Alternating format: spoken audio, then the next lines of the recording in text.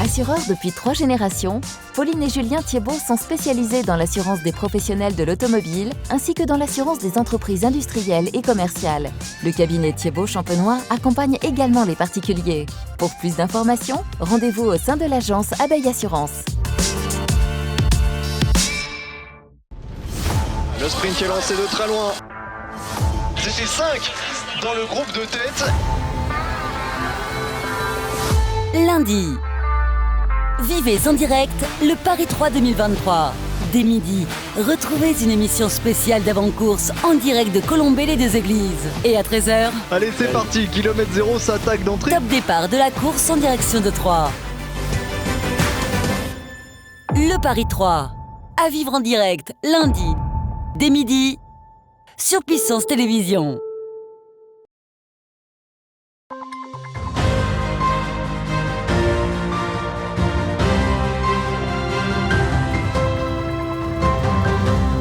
Bonsoir à toutes et à tous, bienvenue dans cette édition du 15 Info du 25 mai. Voici les titres de cette édition. La sécurité routière au centre des préoccupations de la préfecture de Haute-Marne, des actions prévues à horizon 5 ans. Le centre aquatique de Vitry-le-François enfin inauguré après de nombreuses années à espérer, le jour J a sonné. Direction le championnat de France pour 4 sportifs vitrias qui brillent en escalade.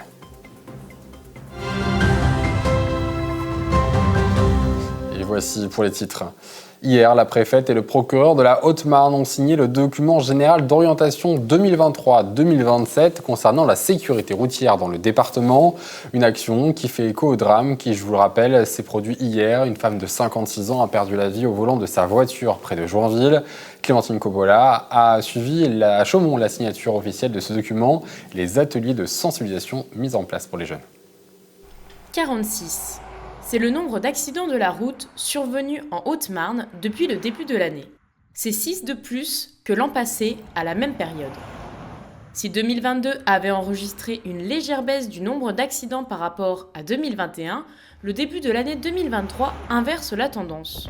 Une augmentation que la préfète et le procureur de la Haute-Marne veulent stopper.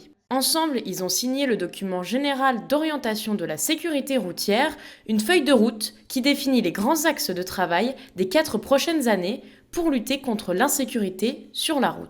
J'ai envie de vous dire que tout accident est un accident de trop.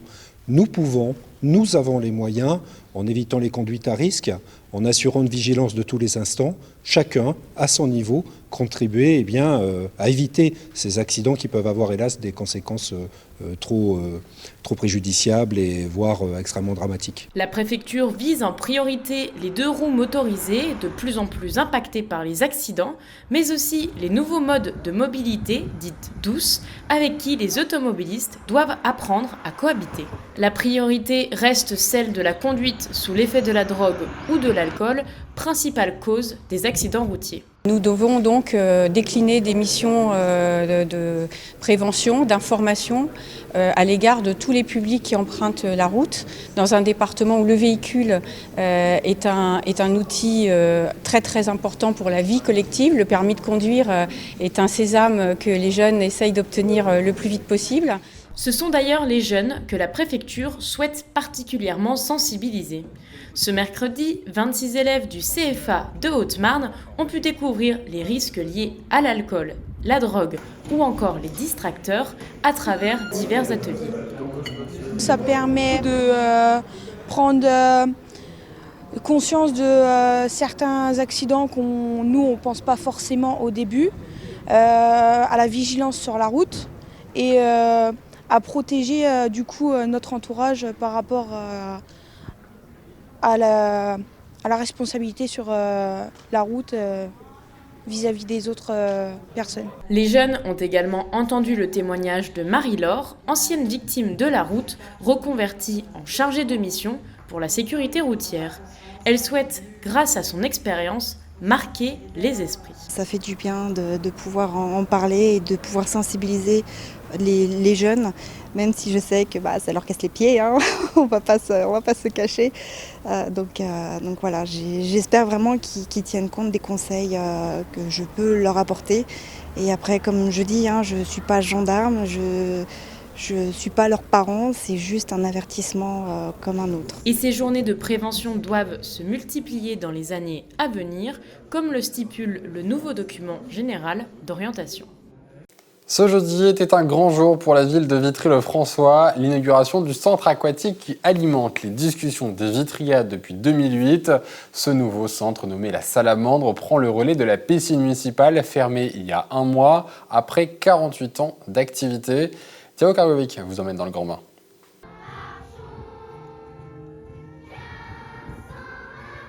La Marseillaise résonne au centre aquatique La Salamandre. Inauguré ce jeudi matin, ce bassin géant situé à Vitry-le-François est enfin prêt pour accueillir le public 12 ans après le début de sa construction. Coût de l'équipement, 16 millions d'euros, cofinancé pour moitié par l'État, le département et la région. C'est une fierté d'avoir pu rassembler des élus de notre territoire autour de cette idée et de mettre en œuvre ce projet sur 3 mandatures. Ça fait beaucoup de monde à convaincre et aussi beaucoup de bonne volonté et beaucoup d'investissement de la part des élus du territoire pour que nous puissions disposer d'un équipement de qualité qui soit à la hauteur des ambitions du territoire et qui apporte beaucoup à toutes les couches de la population, que ce soit des bébés nageurs jusqu'aux personnes plus âgées, parce que cet équipement est un équipement sportif déjà avant tout, mais pas que, puisqu'il a une grande dimension sport, santé, loisirs. Avec 4 bassins, dont un en extérieur, un pentaglisse, un espace bien-être et de nombreux vestiaires, ce bâtiment couleur brique, clin d'œil au patrimoine culturel de la ville, a été conçu pour consommer moins en énergie et en eau. L'idée du départ, c'était de capter la meilleure orientation pour le bâtiment. Parce qu'un centre aquatique, l'orientation est primordiale. Il faut capter un maximum de lumière et d'apport solaire, parce que c'est une énergie gratuite, pour pouvoir faire fonctionner le bâtiment et abaisser le niveau énergétique de l'ouvrage. C'est quand même des économies qui sont à faire et qui sont très importantes sur un centre aquatique. Et la transparence, et c'est ce qu'on voulait, c'est le maître mot sur cet ouvrage, c'est d'avoir cette ouverture maximale sur l'extérieur et surtout sur la voie verte au bord de la Marne, mais également de profiter d'un patio intérieur pour amener de la lumière naturelle au cœur de l'ouvrage. Une architecture qui plaît au double médaillé d'or aux Jeux Olympiques à Londres et à Pékin, Alain Bernard.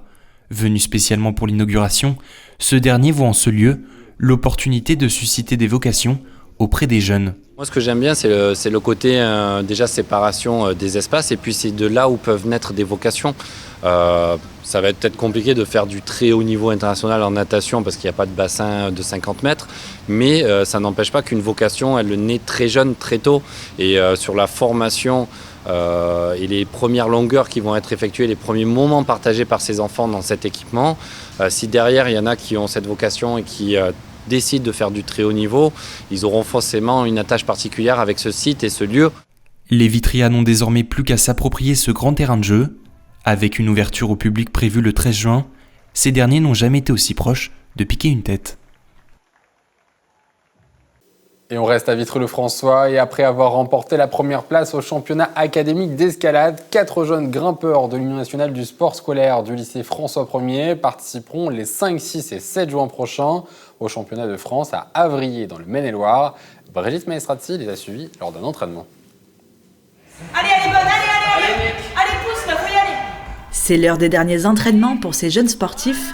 Menés par leur capitaine Eléa, grimpeuse depuis bientôt 10 ans, Charlotte, Calixte et Benjamin, tous élèves du lycée François 1er de Vitry-le-François, vont participer dans quelques jours au championnat de France d'escalade de l'UNSS, organisé en milieu scolaire. J'ai hâte d'y être et je pense que ça va bien se passer. On s'est bien entraîné entre chaque compétition.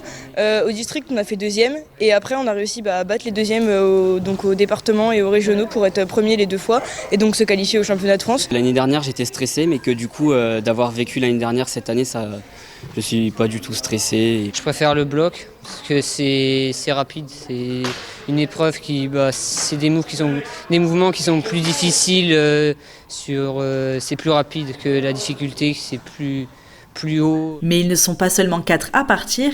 Pour que leur équipe soit complète et participe au championnat, un jeune officiel qui a le rôle d'arbitre, représenté ici par Ethan, doit les accompagner. Arbitre, ça consiste à connaître toutes les règles par cœur, à savoir intervenir quand il le faut et surtout appréhender pour les années à venir le niveau de difficulté dans les compétitions. S'ils prennent une mauvaise prise, je peux leur donner un avertissement Et s'ils recommencent, ils doivent descendre et ils ne peuvent plus remonter après. C'est la 2e année consécutive que cette enseignante du lycée arrive à qualifier une équipe d'escalade au championnat de France et certains d'entre eux y ont déjà participé. Nous, on est un lycée nouveau finalement dans cette activité au niveau des compétitions nationales. Donc oui, déjà la grande fierté qu'ils aient réussi à se qualifier. Mais vraiment, moi, ce que je vais leur demander, c'est au-delà de se faire plaisir, réussir à performer au maximum de leurs possibilités. Et s'ils arrivent à faire ça, c'est qu'ils auront réalisé une excellente compétition, parce que c'est vraiment très très complexe, très difficile, sur 2 journées consécutives, de réussir à être vraiment au maximum à chaque fois. Les 5, 6 et 7 juin prochains, 3 challenges attendent ces jeunes grimpeurs, une épreuve de difficulté, de bloc et de vitesse pour espérer remporter le titre de champion de France. Et c'est la fin de cette édition. Merci de l'avoir suivi. Tout de suite, vos prévisions météo de demain et du soleil attendu dans toute la région. Très bonne soirée à tous.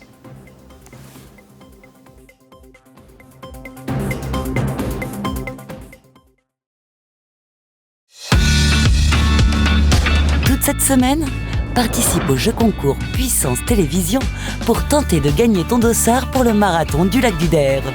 8 dossards sont à gagner, un dossard quatuor et 2 dossards en duo. Alors joue dès maintenant sur puissancetélévision.fr et sur notre application mobile. Jeu organisé du 24 au 28 mai, en partenariat avec l'association Cap d'Air.